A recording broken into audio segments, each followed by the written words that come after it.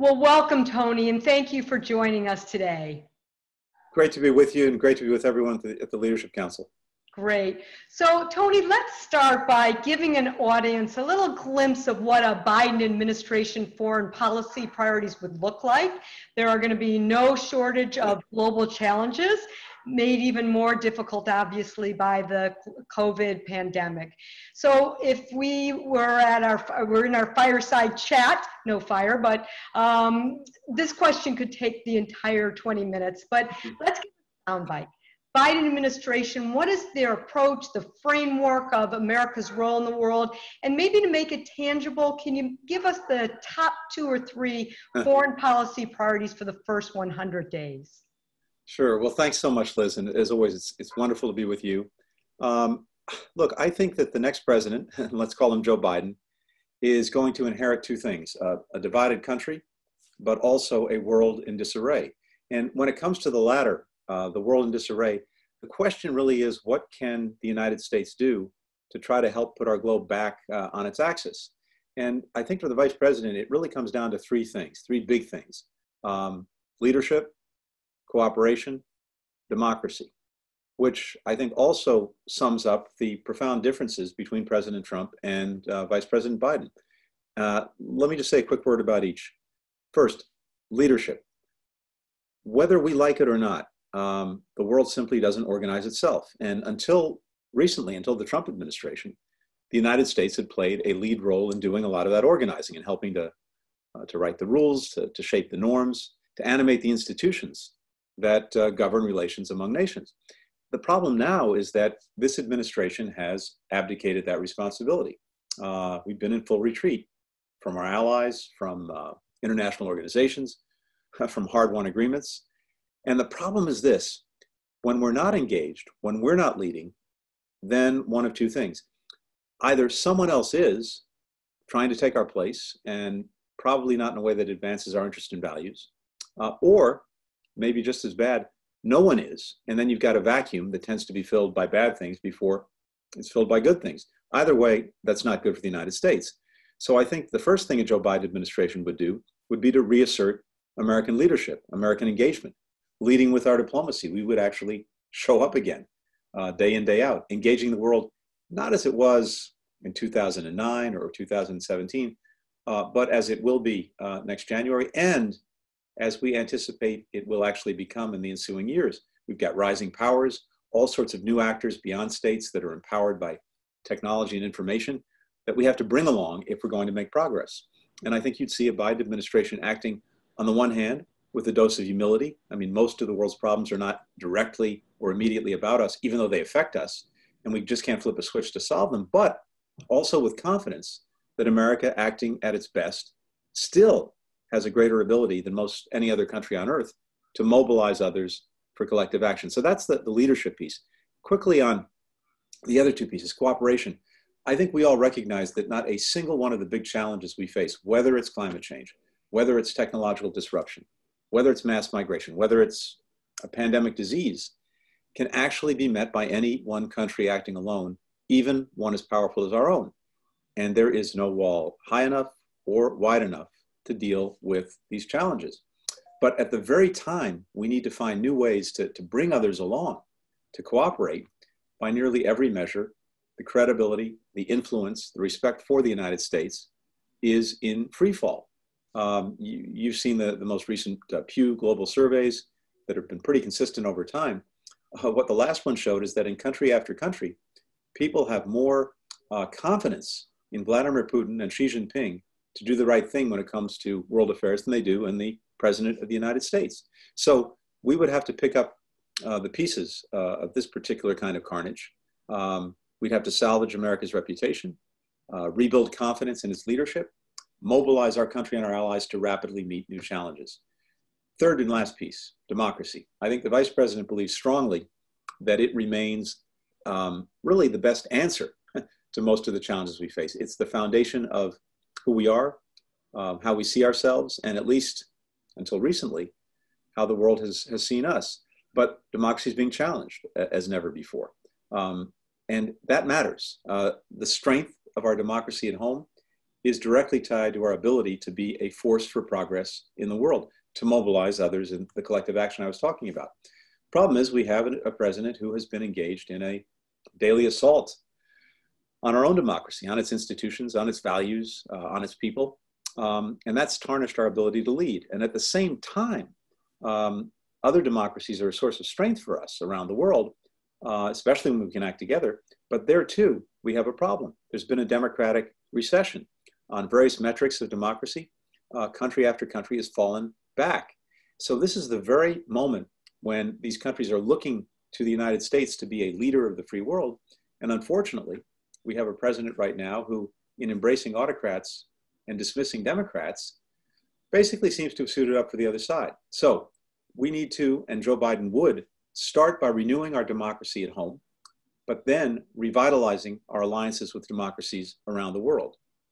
He would bring us together, I think, as Americans, but also as a community of democracies. So those are the three pieces. There's a lot to be said about what the specific priorities would be, but we can come to that if you like. Let's come back to this. So let me probe on a few of the points that you made, and let's take a deeper dive, particularly around the global pandemic. The vice president was a leading figure during the Obama administration in responding to the Ebola crisis. So talk a little bit about how a Biden administration would draw on this experience, address the global health security regarding COVID, and prepare for any future pandemic. So look, COVID-19 right now is probably the gravest challenge we have faced since World War II. It's killed more Americans than died during World War I. And more Americans have perished than in every war the United States has fought since 1945, plus 9/11 combined. And of course, the recession it's unleashed represents the deepest downturn we've had since the Great Depression. At the same time, we've got, Liz, so many tails that could wag the COVID dog. If you look hard enough, you can see an emerging markets debt crisis. You can see food insecurity. You can see migratory upheavals, humanitarian disasters, more protectionism, nationalism, xenophobia. But getting out from under the COVID rock requires asserting American leadership, not actually running away from it. If you think about some of the previous global crises we faced, nothing of this magnitude, but still, HIV/AIDS, the 2008 financial crisis, Ebola that you mentioned, in each and every instance, the United States under Republican or Democratic administrations led the way to international cooperation and coordination to minimize and ultimately defeat these threats through the G7, through the G20, through international financial institutions. This time, we've been AWOL. The United States was chairing the G7 when this crisis broke out, the coronavirus. We didn't even call a meeting. It required President Macron of France to do it. We've been totally absent. And of course, the world doesn't take a time out just because of COVID. So Joe Biden has been prescient on pandemics for more than 15 years. Back when I first started working for him in around 2003, 2004, he wrote something called the Global Pathogen Protection Act. We're only as strong as the weakest link in the chain, and he wanted to make sure that countries around the world had the means to detect the emergence of pandemics. And then President Obama and Vice President Biden saw pandemics as a growing threat. They put in place programs and people to prevent, detect, and deal with them, including in China. We had a strong CDC presence. We had a dedicated White House office within the National Security Council. We had a program literally called PREDICT to detect the emergence of pandemics. Vice President Biden, as vice president, personally pressed the Chinese government to allow the FDA into their wet markets, live animal markets, with diplomatic protections. Unfortunately, tragically, President Trump dismantled or defunded virtually all of these efforts. So I think as president, you would see the vice president bringing back the Global Pandemic Office to the NSC in the White House, restoring the PREDICT program, reestablishing a strong CDC presence in China, returning to the World Health Organization that the Trump administration has pulled us out of in the middle of a pandemic, ceding leadership in the organization to China. We'd go back and try to reform it from within. Those are some of the things that you'd see a Biden administration do. Tony, there's so much of the world to cover, but we could talk about many, many, many countries. But I want to pick up on, you mentioned China, a major focus of growing global influence, particularly in the developing world. You and I have talked about the Belt and Road Initiative, $1 trillion they're talking about spending. What does a Biden administration policy look like when it comes to addressing China's global influence? So, Liz, there's no doubt that China poses a growing challenge. It's arguably the biggest challenge we face from another nation state, economically, technologically, militarily, even diplomatically. And of course, the relationship has adversarial aspects, it has competitive aspects, and it has cooperative ones. You can't put a single label on it. The question we have to start with is, how do we put ourselves in a position of strength from which to engage China so that the relationship moves forward a little bit more on our terms and less on theirs? Here's the problem. Right now, by virtually every metric, China's strategic position is stronger and ours is weaker as a result of the policies this administration has pursued. If you think about it, the administration has helped China advance some of its key strategic goals, weakening American alliances, leaving a vacuum in the world for China to fill, abandoning our values and giving Beijing a green light to trample human rights and democracy, whether it's in Xinjiang or in Hong Kong, and maybe worst of all, debasing our own democracy by attacking its institutions, its people, its values every day, and so reducing its appeal. In many ways, the China challenge is less about their strength, although that's important, but it's even more about our own self-inflicted weaknesses. Or put another way, it's really about us, about the competitiveness of our economy and our workers, about the strength and resilience of our democracy and political system, about the vibrancy of our alliances and partnerships, about the assertion of our values, all of which, unfortunately, have been undermined the last few years, but all of which are actually fully within our control. So I think you'd see a Biden administration actually making these investments in ourselves, in our workers, renewing our democracy, working with our partners, asserting our values. And that's how you engage China from a position of strength. By the way, it's also the best way upon which to advance cooperation with China on issues of mutual concern, whether it's climate, whether it's proliferation, whether it's global health. So the next president will inherit multiple humanitarian crises driven by very complex political challenges. Yemen, South Sudan, Syria, the list goes on. Today, 80 million people have been forcibly displaced around the world, more than 1% of the world's population. Today, we're seeing nearly 90% of the world's refugees living in countries like Bangladesh that are struggling even to get the most basic services, particularly while combating a global pandemic. So can you talk a little bit about how the Biden foreign policy is going to deal with these protracted humanitarian crises we're seeing exacerbated today? Yeah, Liz, you're exactly right. And to some extent, COVID has slowed down the global migration crisis. But as you point out, we have had 60, 70, 80 million people on the move, including about 20 million refugees, forced from their homes by war, by violence, by economic deprivation, by climate change. If you put them all together in one country, it would be bigger than Spain or South Korea. And indeed, that's been putting tremendous pressure on national borders. It's been straining budgets, infrastructure and social services. It's literally reshaping economies and communities.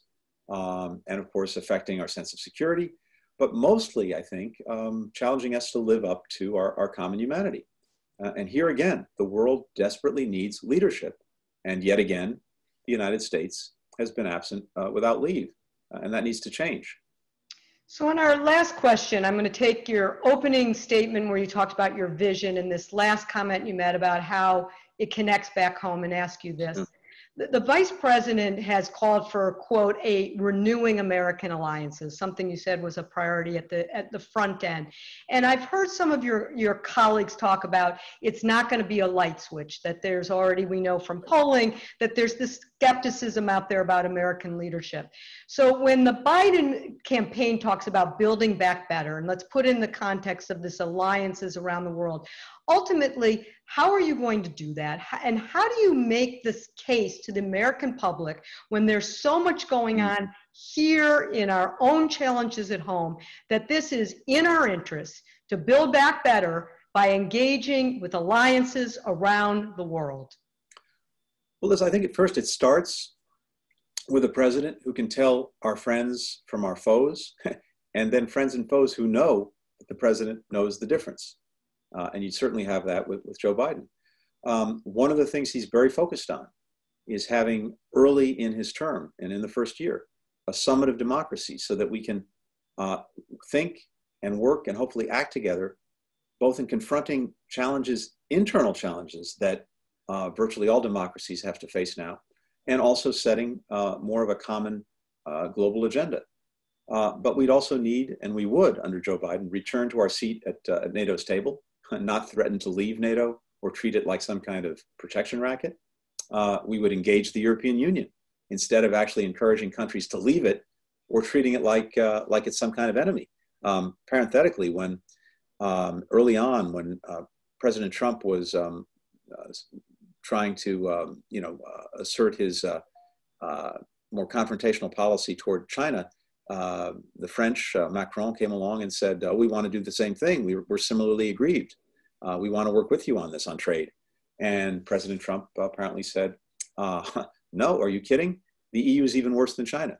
Well, if that's your starting point, you're going to have a real hard time revitalizing your partnerships and your alliances. I think, look, we can make lots of arguments that are grounded in history. That, for example, the return on our investment in our allies and related institutions has come back to us tenfold, 100-fold, in terms of new markets for our products, new allies to help deter aggression, and new partners to join us in dealing with global challenges. We can make arguments grounded in fact about how alliances extend our global presence and are actually cheaper in many cases than bringing everyone home. Or that our voluntary alliances are kind of a unique asset that our largest rivals don't have and can only wish for, which is one of the reasons that Russia and China work in different ways and work so hard to undermine those alliances. But, you know, when you cut all of this away, my sense, Liz, is that most Americans get it. They feel intuitively that we are in a world that seems more chaotic, more confusing. We've lost our North Star. It's harder and harder to understand how the world works. And in that kind of world, we're clearly better off with friends and partners than without them. And they also know something we were talking about a little earlier, that virtually none of the big challenges we face can fully be met by the United States acting alone. Climate change is a great example of that. We're 15% of global emissions. So by definition, even if we get everything right at home, we can't solve the problem if we don't bring along 85% of emissions that the rest of the world generates. Conversely, if we don't do the right thing at home, it's going to be a lot harder to bring them along. But it comes down to something I talked about before, and I'll end with this, and it really comes down to why American leadership is so important. Because it's a choice, and the choice has consequences. If we don't lead, and if we don't engage with allies and partners and institutions, then again, either someone else will, but not in a way that advances our interests and values, or no one does, and then you've got a world that is chaotic and a vacuum filled by bad things before it's filled by good things. It is simply in our self-interest to do it. Thank you, Tony Blinken, for sharing your insights and those of the Biden campaign. Thank you.